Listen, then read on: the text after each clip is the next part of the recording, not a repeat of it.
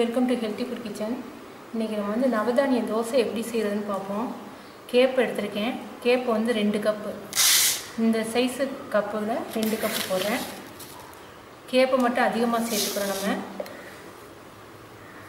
அடுத்து பச்சரிசி 1 கப் போடுறேன்.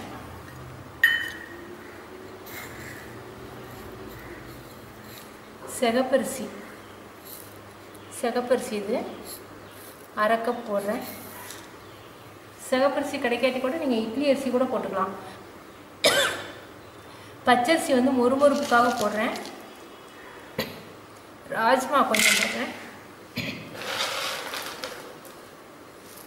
தட்டைப்பயிறு ஒரு 2 ஸ்பூன் அளவுக்கு போட்டுக்கோங்க.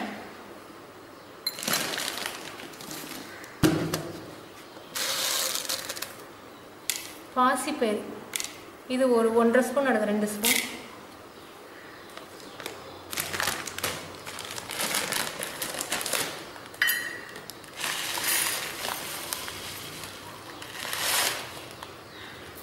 இது வந்து கேரளா அரிசின்னு சொல்லுவாங்க, ப்ரௌன் அரிசின்னு சொல்லுவாங்க, கைக்குத்தல் அரிசின்னு சொல்லுவாங்க. பாலிஷ் பண்ணாத அரிசி, உடம்புக்கு ரொம்ப நல்லது. இது 1 கப்பு.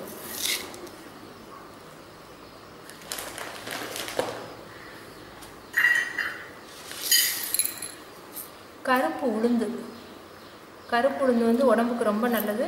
கருப்பு உளுந்து கிடைக்காட்டி நீங்கள் வெள்ளை உளுந்தே போட்டுக்கலாம். இது 2 ஸ்பூன் அளவுக்கு போடுறேன்.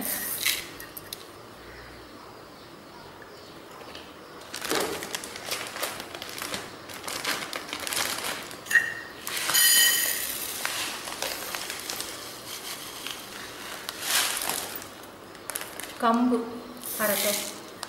இது எல்லாத்தையும் நம்ம வந்து 3 மணி நேரம் ஊற வைக்க போகிறோம். அப்போ தான் வந்து அரைப்படும், இல்லாட்டி அரைப்படாது. கொள்ளு சேர்க்கணும்.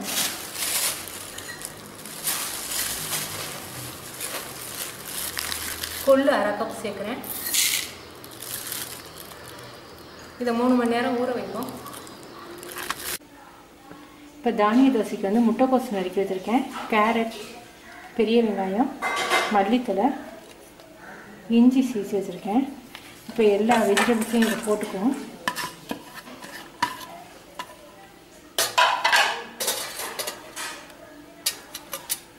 இஞ்சியை சீச்சு கொஞ்சம்,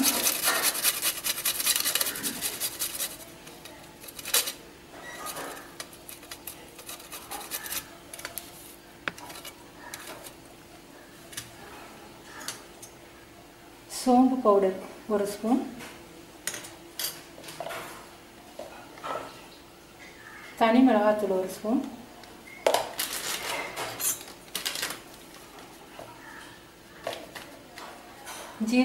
ஜீரக பவுடர் 1 ஸ்பூன்,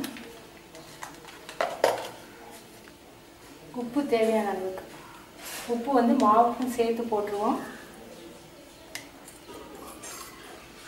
மஞ்சள்தூள் 1/2 டீஸ்பூன். இப்போ இதை வந்து நம்ம மிக்சியில் வந்து அரைச்சிக்க போகிறோம். கொஞ்சம் குறைன்னு அரைச்சிக்க போகிறோம். அடை தோசைக்கு அரைக்கிற மாதிரி அரைக்க போகிறோம்.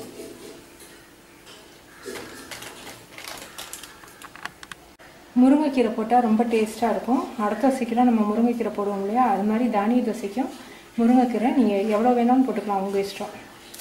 இந்த காய்கறியோடு சேர்த்து போட்டுருவோம்.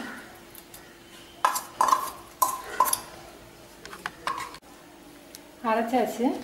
மாவோட காய்கறியும் சேர்த்து நல்லா மிக்ஸ் பண்ணி உப்பு உரப்பு டேஸ்ட்டு உங்களுக்கு கரெக்டாக இருக்கான்னு மாவை தொட்டு பார்த்தீங்கன்னா தெரியும். மாவை டேஸ்ட் பண்ணி பார்த்துக்கோங்க. உப்பு பத்தலைன்னா போட்டுக்கோங்க. இது வந்து புளிக்க வைக்க தேவையில்லை. அப்படியே வந்து நம்ம அடை தோசை மாதிரி அரைச்சி உடனே ஊற்றுற மாதிரி நம்ம உடனே ஊற்றிடலாம். தானியங்கள் வந்து சீக்கிரம் புளிச்சிரும். அதனால் மிச்ச மாவு இருந்துச்சுன்னா ஃப்ரிட்ஜில் வைக்காமல் ஃப்ரீசரில் எடுத்து வச்சுருங்க. அப்போ தான் மறுநாள் மிச்சம் இருந்துச்சுன்னா கூட நல்லாயிருக்கும். ஃப்ரீசரில் வைக்கணும். ஃப்ரிட்ஜில் வச்சிங்கன்னா புளிச்சு போயிடும்.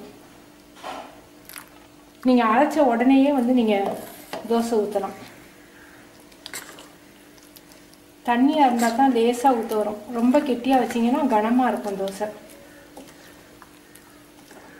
இந்த அளவுக்கு வச்சுக்கோங்க. இட்லி மாவு பதத்துக்கு. அதோட கூட கொஞ்சம் தண்ணியாக இருந்தால் கூட நல்லாயிருக்கும்.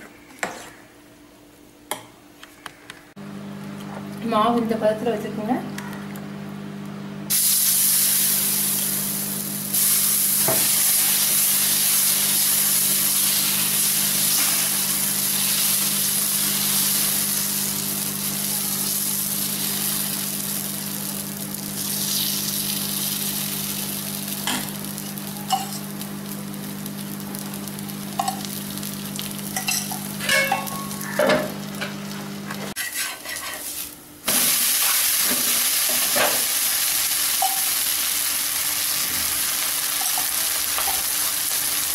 நல்லா மொறுமொறுப்பாக வேகட்டும்.